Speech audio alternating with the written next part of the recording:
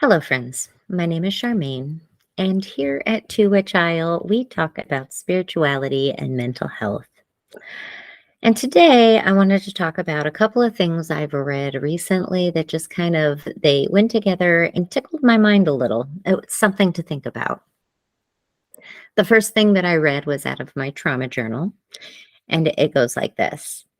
I will pay attention to my emotional, physical, and behavioral responses to stress. When my stress is too high, I will take care of myself in healthy, consistent ways. Now, that last bit kind of really got me. Consistent ways. And in the beginning of trauma recovery, there was no consistency because I just wasn't good at it, and it was a struggle to try to take on every problem I had at that time. Now that I've got some emotional regulation skills and some emotional intelligence, I can pay better attention to what's happening with the changes within me as I'm starting to respond to stress and how I'm responding to stress, and making sure that the way that I'm responding is healthy and consistent. And consistency is I'm still working on consistency. The next thing I read was this thing about being an emotional sponge and what it feels like. And if you're like me and sensitive to other people's emotions, maybe have a little bit of empathy, some compassion, these things can make you an emotional sponge. If you are a people pleaser in any way, you might be an emotional sponge. Um, I was a serial people pleaser, and all of these things affected me on this list. So I'm going to read off these 8 things and then we'll talk about them. So, being an emotional sponge feels like being so affected by other people's moods, you feel the need to fix.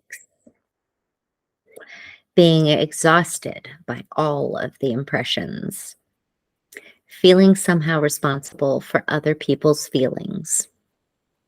Other people using you for trauma dumping and free therapy.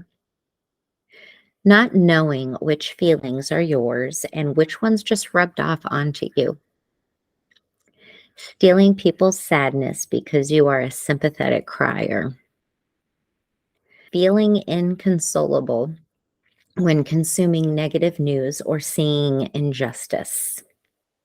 Stimuli overwhelm that manifests as physical aches and pains. Okay, so I have had chronic migraine for a very long time, and that is very much tied to my emotional state, the stress that I experience.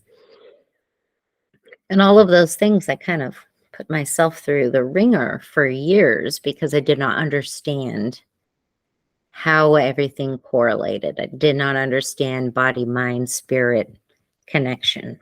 That need to fix other people when they're telling you your problems or when they're telling their problems. That's a big one. So I struggled with that for a very long time, and I still have my moments where I probably step in and give solutions when maybe they're not necessarily wanted. So, but I've been trying to change it, not give unsolicited advice, ask if they want the advice first. Going places or doing activities around a lot of other people can leave a lot of impressions of emotions on me. And sometimes I come home and I have to sage myself, whether they're negative impressions or positive impressions. I do come home and sage after events because I only want my own energy about me. I used to feel responsible for everybody else's feelings all of the time. And that one was a trauma response. And I had to remind myself that the only person I have real control over is myself. And I really don't have control over anybody else. I used to have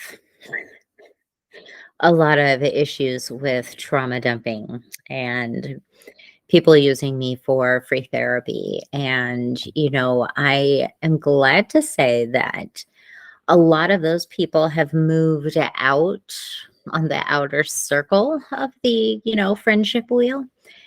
My inner circle of people is very small, and that inner circle usually does not participate in that type of thing, that trauma dumping thing. Knowing which feelings are yours and which feelings are ones that you picked up from other people. That was a tough one. I sometimes would feel so angry or so sad and not really understand why I was having those feelings because maybe it didn't fit the situation in my life. So, how do you go about stopping being an emotional sponge? Well, number one, if you're sensitive, you're probably just going to be emotional and maybe a little spongy sometimes. So, doing things to help yourself not hold on to anything that doesn't belong to you. The big one I like to do is saging.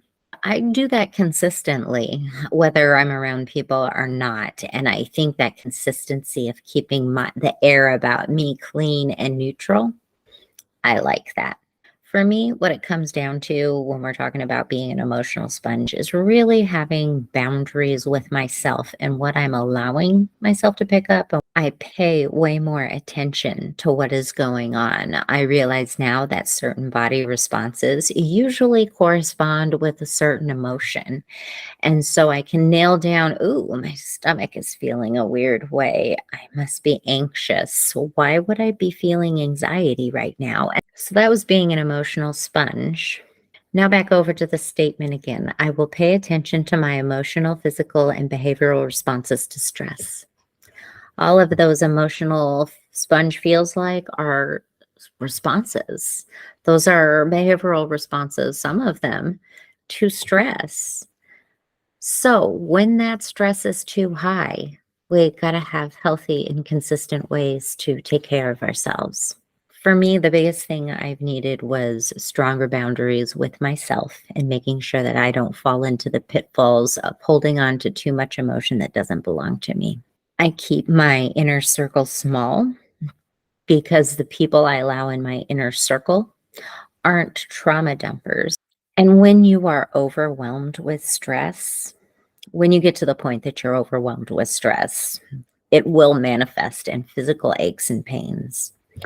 Those physical aches and pains that never go away. Maybe it's an ache or a pain that you've been going to the doctor for years now. Your back is killing you, but they can't find anything wrong with it. Guess what? It could be stress manifesting in your body. It is so important to take care of ourselves when we're like this and that we're consistent with that care. Do you have good boundaries with yourself when it comes to your emotional, physical, and behavioral responses? Are you paying attention? Do you know what your own body cues are when your stress levels start to rise? What are the reactions that go on within your body? Those are the cues. Those are the cues that start happening. And if we can get to the point where before we behave in a way that we will regret, that we can go, whoa, I am having an emotional response here.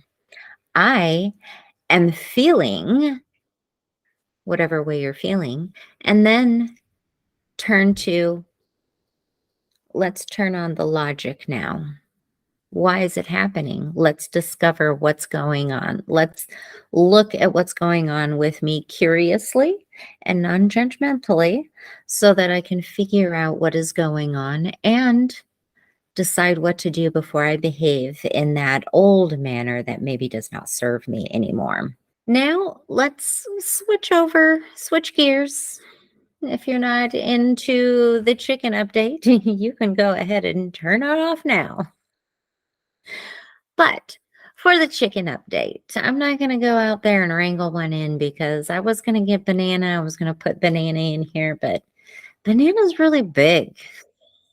I'm going to have to figure out a way to pop up some chicken pictures or something.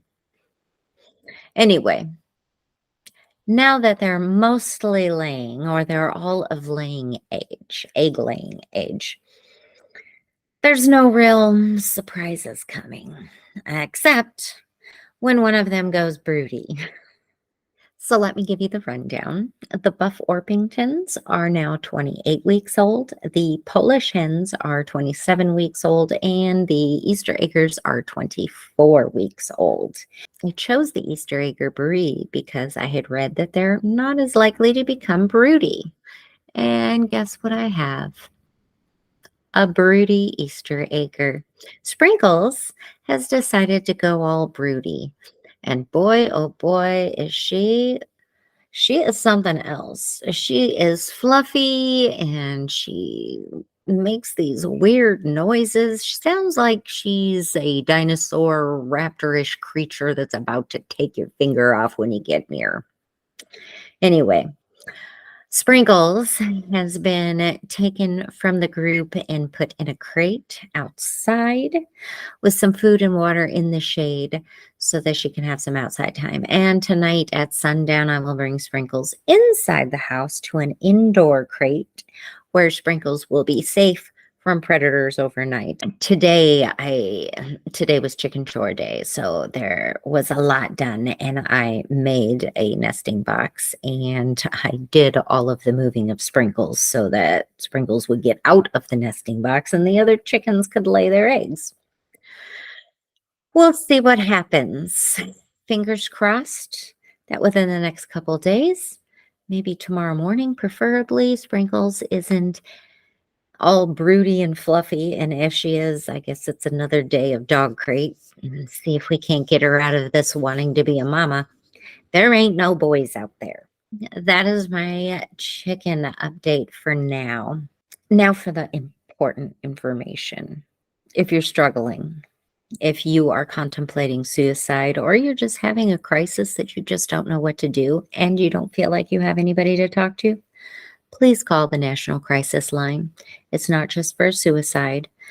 The number is 988, and they'll help you just kind of walk through what you're thinking and feeling and kind of really start that problem-solving process.